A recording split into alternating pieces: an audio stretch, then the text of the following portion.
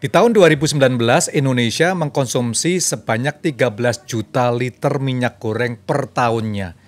Dan 60%-an atau 7,8 juta liter berpotensi menjadi minyak jelantah. Dari rumah tangga dan masyarakat. Dari kota saya sendiri, Jakarta, berpotensi menghasilkan limbah minyak goreng jelantah lebih dari 500.000 per bulannya. At least tahun 2020. Saya Jimmy Untoro, dalam satu cerita untuk Indonesia, saya akan membahas bagaimana pemanfaatan limbah minyak jelantah dan manfaat lahan-lahan pekarangan di rumah Anda sendiri, lingkungan sekitar Anda. Dan saya berada di lingkungan kampung yang cukup padat, tapi kita sedang berbincang-bincang dari pelataran atau pekarangan daripada Mbak Rina. Dan langsung saja, apa kabar? Halo. Mbak Rina. Kabar baik, Pak. Jadi terima kasih nih waktunya nih. Saya panggilnya apa? Rina aja ya? Atau boleh. Rinati? Rina boleh. Karena Rinati ini namanya saya dengar cukup unik ya, dari kata Itali, yaitu apa? Second life. Second life. Ya. Cocok dengan apa yang dikerjakan oleh Mbak Rina ya. Bagaimana barang-barang yang merasa wasted tapi bisa diolah dan bisa bermanfaat. Dan nah, yang cukup unik bagi saya, ini kan kita di pekarangan Mbak Rina yang ada di Ciledug kampung ya. Tapi begitu masuk rasanya saya berada di mana gitu, di Salatiga atau di puncak gitu ya. Walaupun udara panas sedikit ya. Mbak Rina bisa ceritakan nih mungkin sekilas daripada kehidupan Rinawati sendiri sampai berada di pekarangan yang unik. Oke Pak, makasih. Jadi terima kasih nih udah berkunjung ke pekarangan Rinati. Jadi ini adalah tanah yang nggak terlalu luas sih, ada di perkampungan. Kita 1000 meter persegi, 50 kali 20. Letaknya di Ciledug, dan saya bisa bilang 70%-nya tuh dalam bentuk kebun. I see. Kebun. Nah, terus awalnya ngapain sih bikin kayak ini gitu loh. Jadi pas awalnya tuh kita emang kebetulan keluarga punya tanah yang kosong, yang tidak terpakai.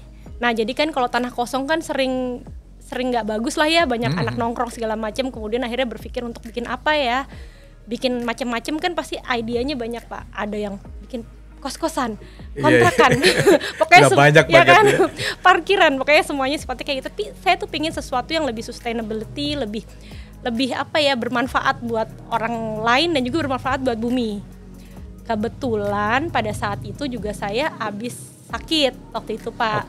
Saya habis sakit, kemudian pas lagi sakit saya punya Instagram, udah mulai ngomongin tentang bertanam, terus ada orang yang bilang, nama Instagram kamu bagus tuh, Rinati. Saya pikirnya itu nama saya aja.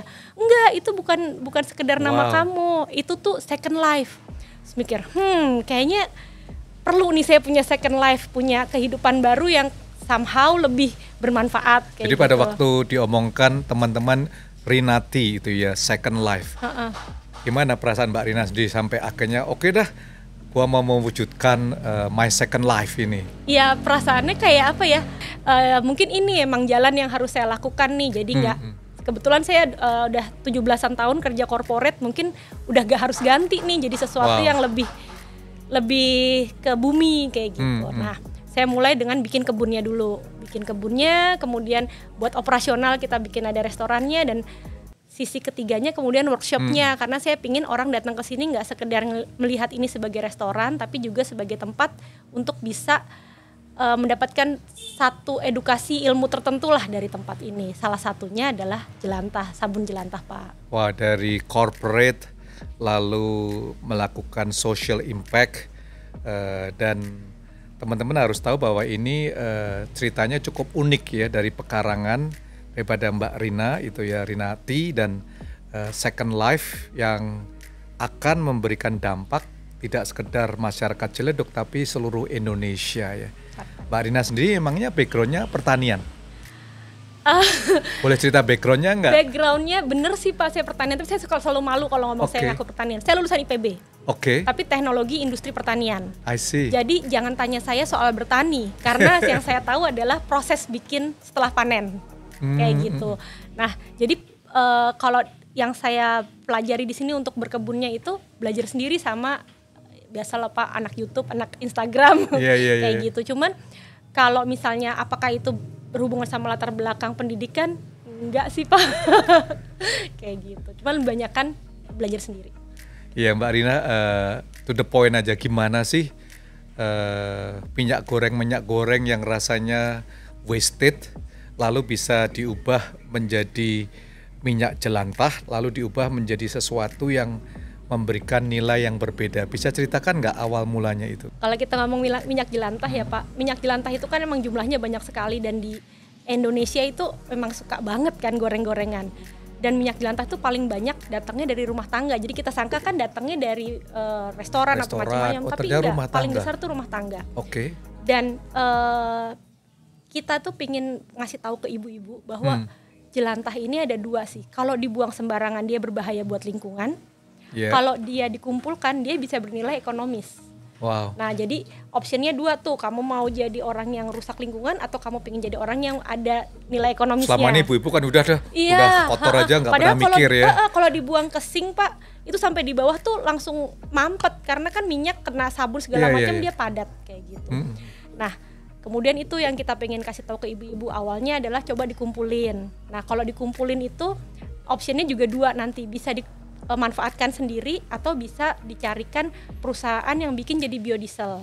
Nah untuk cari perusahaannya juga harus hati-hati ibu-ibu nantinya, karena kalau misalnya salah pilih perusahaan, mereka pemurnian minyak Pak. I see. Jadi minyaknya itu cuma dimurnikan lagi, tampilannya kelihatannya baru lagi, terus dijual sebagai minyak curah kayak gitu-gitu deh. Padahal sebenarnya itu minyak yang cuma entah dicuci atau gimana lah ya. Yang kita harapkan kan kalau misalnya sudah jadi minyak bekas, ya jangan dipakai buat konsumsi, tapi dipakai untuk biodiesel. Nah makanya kalau saya tuh tergabung di relawan Jelantah for Change, yang kita bantu ibu-ibu itu untuk salurkan minyaknya, kita kumpulin, nanti kita carikan perusahaan yang memang ngubah jadi biodiesel. Tapi kalau misalnya mau dibikin sendiri di rumah, maksudnya bukan mau dibikin sendiri, aduh saya ngumpulin tapi saya jauh nih kalau ngasih, males ke sana, bisa nggak saya gunakan buat apa? Bisa Bu, kita bisa bikin jadi sabun. Mbak Rina, coba bisa ceritakan sekaligus a little workshop gimana sih minyak jelantah ini bisa menjadi sabun. Silakan Mbak. Bikinnya ini gampang banget Pak. Jadi bahan yang kita punya kan cuman yang dibutuhkan cuman air, soda api sama minyak. Yang pertama airnya dulu kita campur sama soda api. Nah ini yang harus hati-hati nih Pak, karena soda api kalau ketemu air dia panas. Jadi kita tunggu, kita biarkan dulu, aduk. Ukurannya udah ada dong ya? Ukurannya udah ada. Gelas, berapa liter jadi, gitu. Kalau ini kebetulan kita untuk setengah liter, airnya itu 170 mili, ininya 82 gram. Nah kalau misalnya dia, kalau dipegang nih agak hangat Pak. Hangat ya. Kita aduk-aduk dulu sampai dia tidak terlalu panas, baru nanti kita masukkan minyaknya. Nah di sini kalau misalnya kita bikin pakai peralatan sederhana tuh bisa. Jadi misalnya cuma pakai pengaduk aja sama baskom tuh bisa. Cuman kalau mau cepat kita bisa pakai hand blender. I see. Jadi sebenarnya pakai ini bisa, cuman butuh waktu dan tenaga. Iya. Kayak gitu. Nah kemudian nanti setelah jadi Pak kan dicetak. Habis dicetak 24 jam dari setelah dicetak dia dicopot. Bentuknya seperti ini. I see. Tapi itu belum bisa langsung dipakai Pak. Nanti setelah dilepaskan kita harus tunggu dulu proses curing itu sekitar 2-3 minggu. Tujuannya supaya semua baru bisa dipakai 2-3 minggu. Kalau enggak nanti masih ada soda api yang belum belum apa sih istilahnya, Blend. jadi proses kimiawinya belum selesai. I see. Nanti jadinya gatel, karena kalau ini kena tangan gatel kayak gitu. Setelah 2-3 minggu itu bisa dipakai. Oke, ini kalau udah ini terus saya masukkan ya pelan-pelan.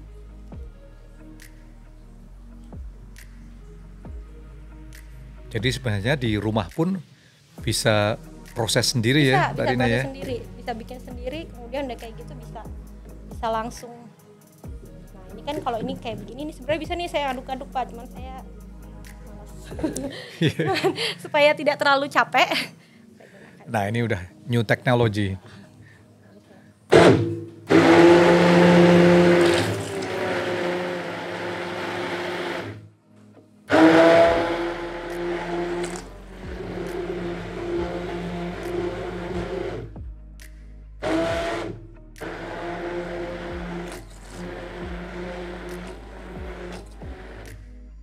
Kalau dia sudah kayak mayones tuh artinya udah jadi Pak. I see. Ini dikit lah.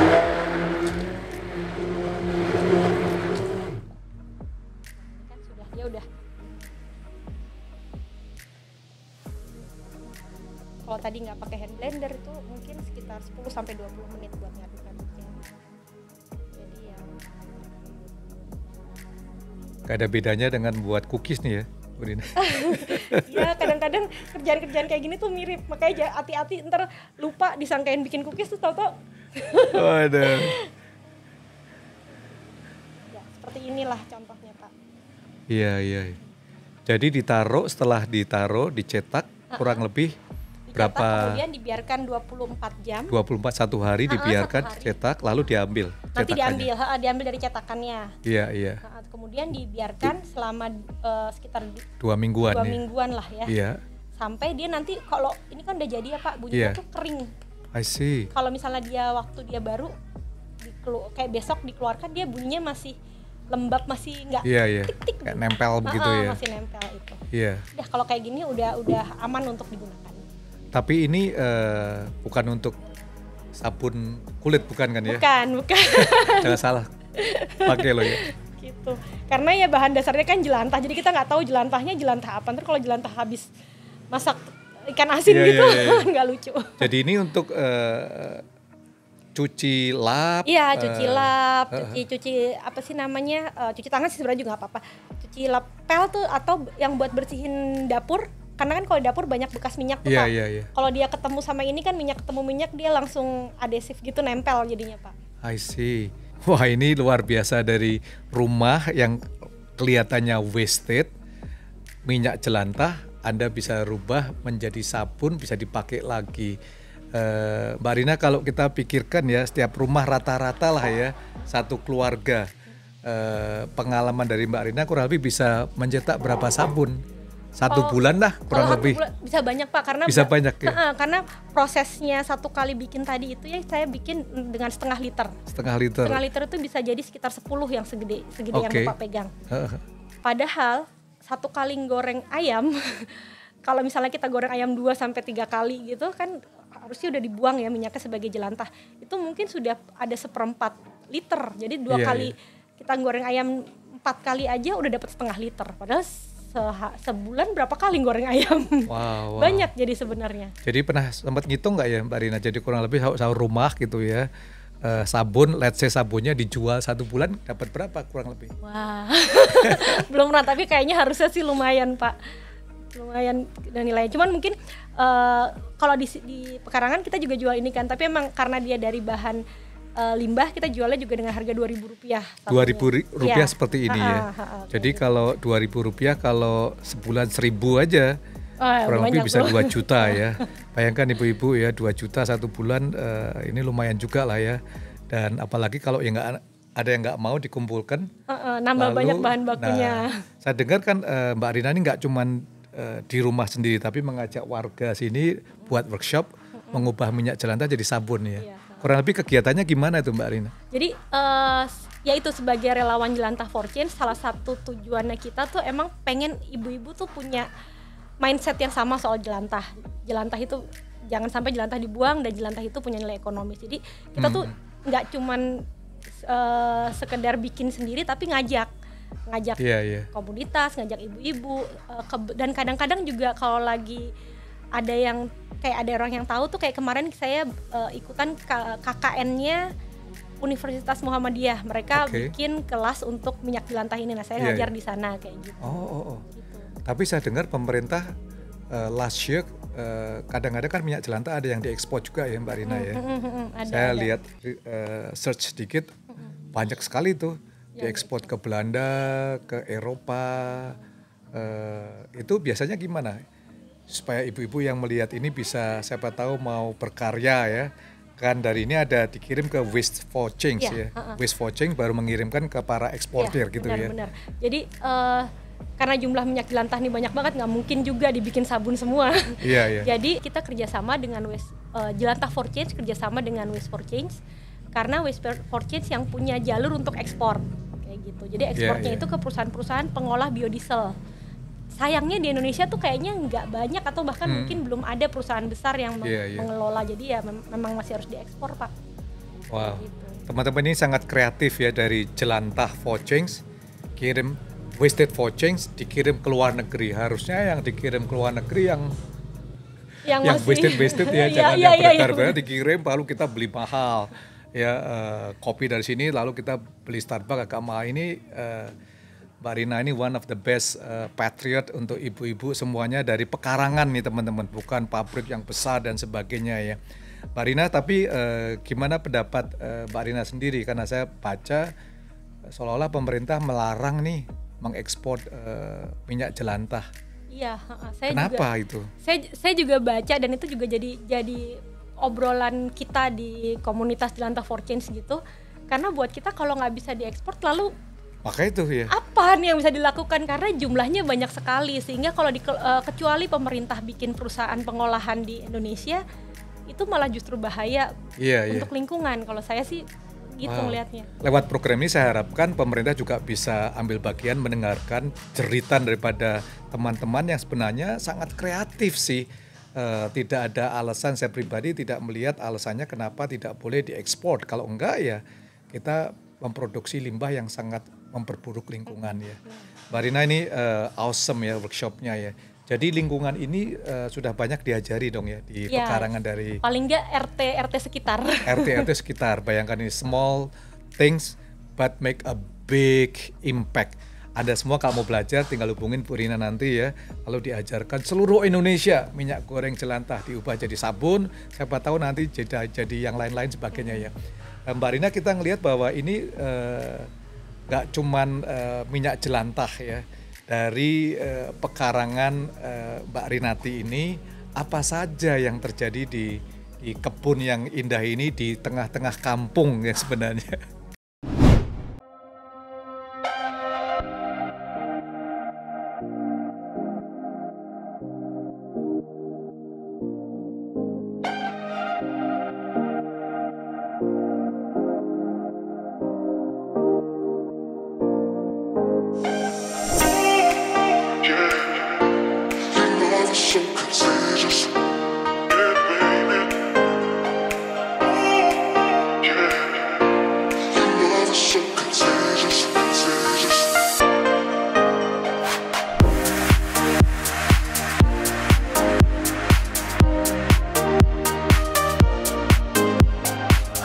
Semuanya, apa kabar? Baik. Siapa aja nih namanya? Jerin, Sani, Lila, Rio. Hari ini mau ngapain ayo? Mau nanam, pinter. Jadi kita nih sekarang mau nanam tapi mau mindahin tanaman dari yang baru disemai dipindahin ke pot-pot kecil. Bisa nggak? Bisa. Caranya gimana coba? Ayo, caranya jadinya tanahnya ditaruh dulu di pot. Udah kayak gitu, kalau gitu tanahnya udah taruh di pot, tanamannya diambil pelan-pelan, jangan sampai putus, masuk sampai akar, kena sampai akarnya, kita pindahin. Bisa nggak? Oke, Derin sama Sani satu berdua ya? Oke, ayo mari kita kerjakan. Nih tanahnya kan diaduk-aduk nih, ntar dimasukin kayak gini, gantian kali masukinnya ya? Pakai tangan juga boleh sih, ntar kita takut ada ular. Ih, ada ular. Lupa liatin. Benar. Ya, sekarang. Oh, ini nih ganti yang kecil aja. Nah, ini Sila nanti sini. Sila, nanti masukin ya. Iya, satu. Nah, dapat. Tuh bener kok, dapet tuh akarnya panjang. Iya, taruh di sini. Kasih. Tanahnya kurang, sini aku tambahin. Aku udah cukup. Oke. Aku cukup. Bisa. Hop. Ini bisa. Nah, tuh bagus nih, cakep nih. Bolongin belum? Mau aku bantuin bolongin. Tuh, cemplungin ke dalam. Hap. Sip, pinter. Udah kalau kayak gitu, semuanya kemudian ditaruh situ berbaris. Jadi besok kalau lagi kesini lagi dilihat udah segede apa, oke? Oke. Taruh di situ coba. Di situ, iya bener. Diinget-inget yang punya siapa ya? Oke, kalau begitu. Asik nggak? Asik. Besok-besok bertanam lagi ya. Makasih semuanya. Sama-sama. Dadah.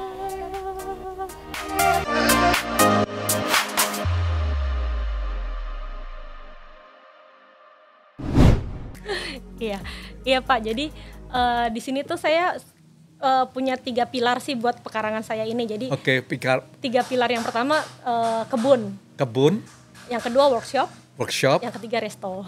workshop itu yang minyak tadi Ya, ya? salah satunya adalah minyak jelantah. Oke. Gitu. Jadi kalau kebun kita ini adalah berusaha melaksanakan permaculture. Permaculture. Ya. Mbak Rina boleh nggak sekalian keliling? Boleh, Saya ingin boleh, tahu kebunnya boleh. kan saya lihat ini cukup asri, nyaman itu ya. Siapa tahu nanti saya ketemu durian. Ada pohonnya tapi belum berbuah. Ada pohonnya tapi berbuah. Kita lihat sebentar ya teman-teman ya. Let's go.